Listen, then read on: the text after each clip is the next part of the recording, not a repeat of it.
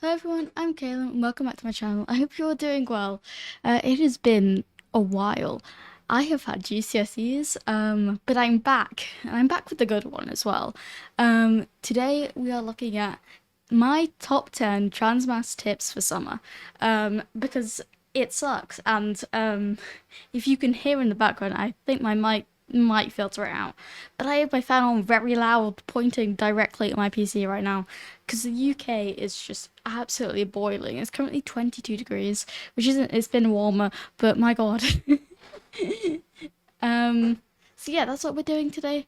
Hope you guys enjoy, and let's get into it. So my first tip is about binders. For anybody who doesn't know what binders are, basically they compress your chest down to make you have a more masculine and flatter chest. And binders in this heat and this level of humidity can be very constrictive and also just stick to you and just uncomfortable in general.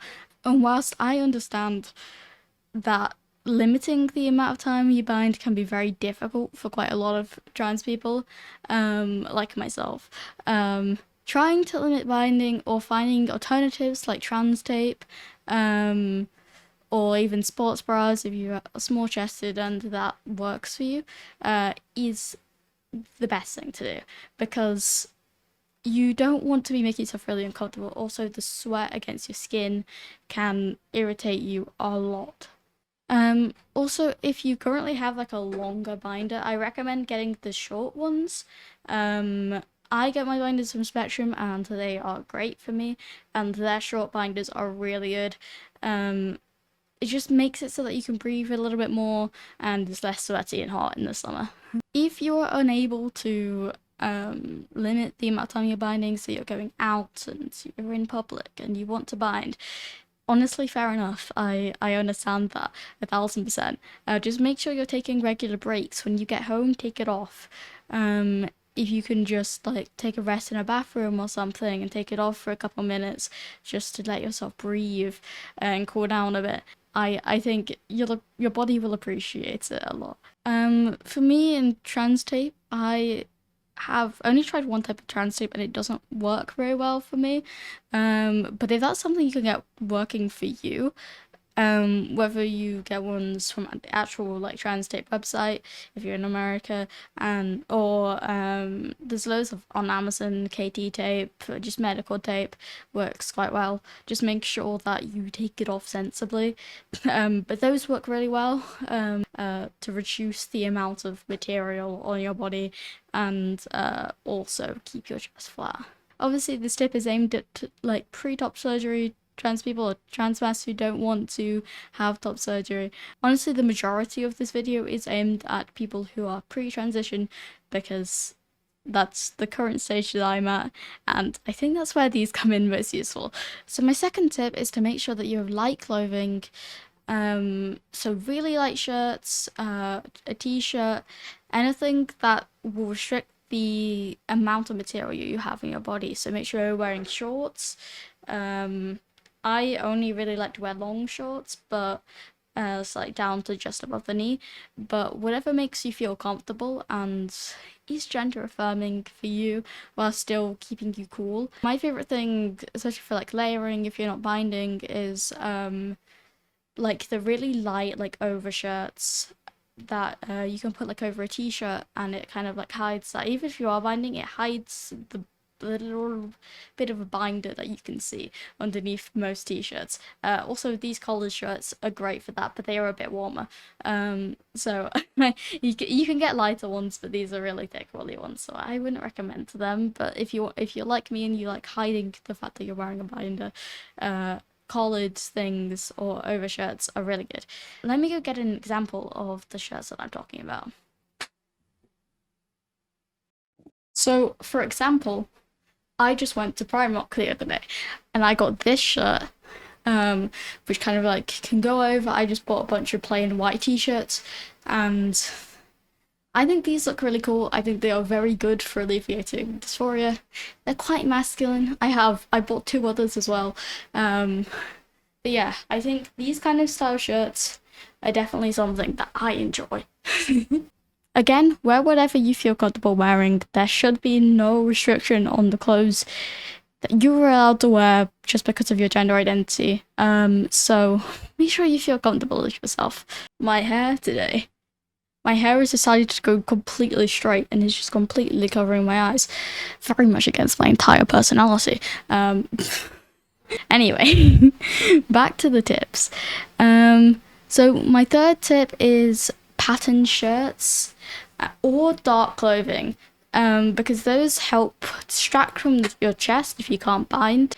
Yeah, so for me, patterned shirts, possibly not stripes, but pattern shirts, they take away from the fact that your chest is there, and they kind of hide the shapes and curves of your body, especially like over shirts, things going like over the top of the clothing and layers, and dark clothing, we all know, is great for alleviating dysphoria.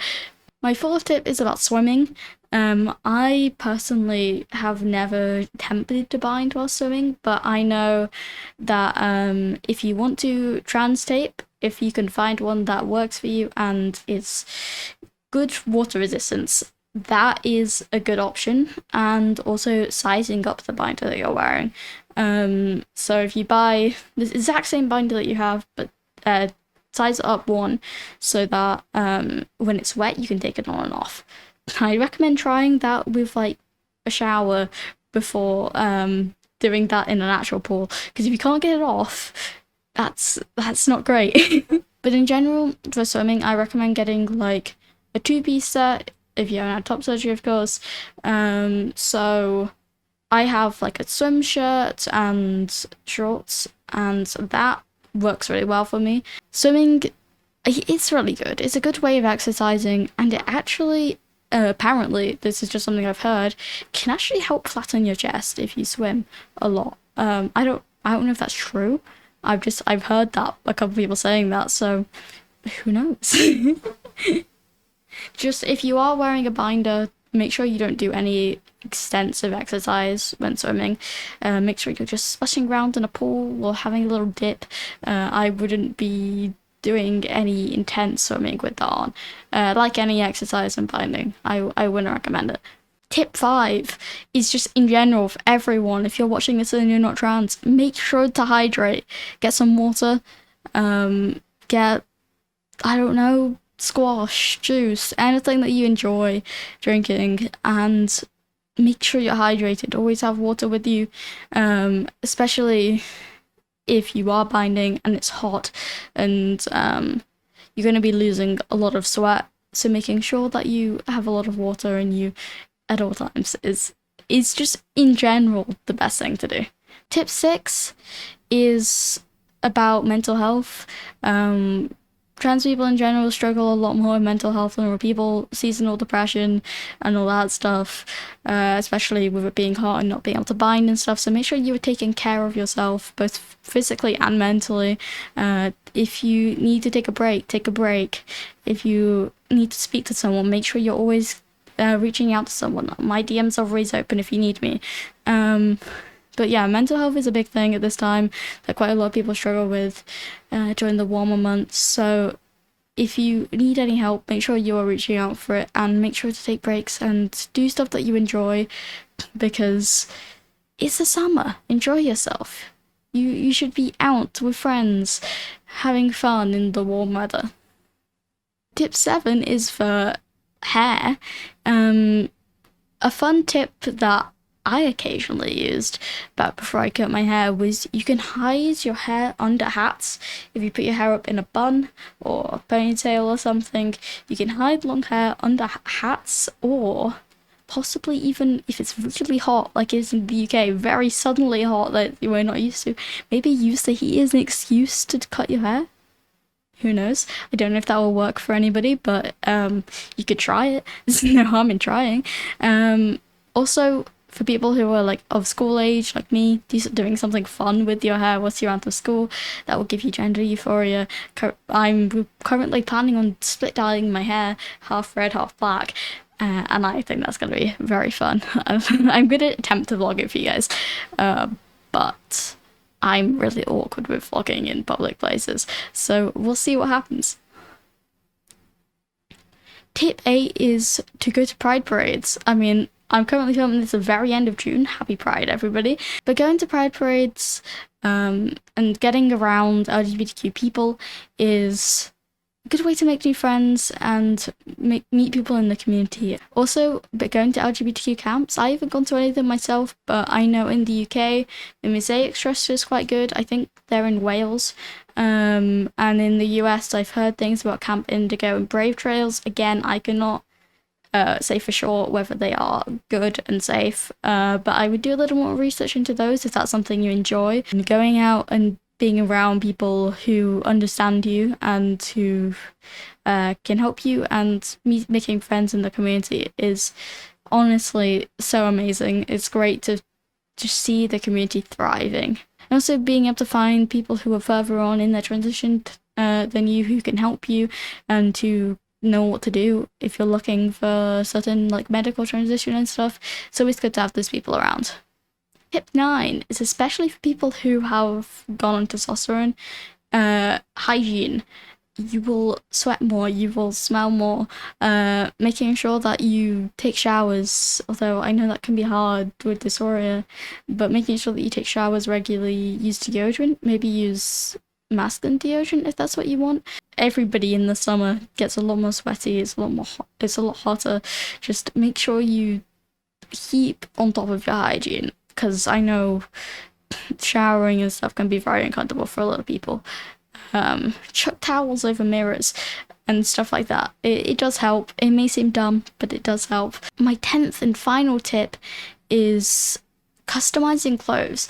This one is more one if you know how to do that or if you really want to. But I've seen quite a few tutorials where you can make binder friendly tank tops by cutting the sleeves off of normal t-shirts, fitting the dimensions of your binder. So if that's something you want to do, I know quite a lot of people like to wear tank tops and it's something that they're excited to do after they've had top surgery. But yeah, that's apparently a way that you can do that. I don't know how to, I've never tried, but I've heard a few people talking about it, and I thought that would be really cool. And also just stitching on things to clothes. You can change more feminine looking clothes into masculine, whatever you want, more androgynous clothes by cutting stuff and sticking like badges and pins and stuff on them, if that's what you want to do. Again, there's no specific way you have to dress. This isn't me saying you want to be a guy, dress more masculine, because that's not how that works. Make sure you're doing stuff that you want to do and ignore me if you want to. So that's the end of this video. I hope it's been useful to you guys. I'm getting back into recording again now after being off for so long for GCSEs. So this is just like a quick little video that I thought would be fun, and I've heard quite a lot of people want in the community, so I thought I would do it for you guys. If you have any other tips, make sure to leave them in the comments for people, and yeah, I will see you hopefully next week. Bye!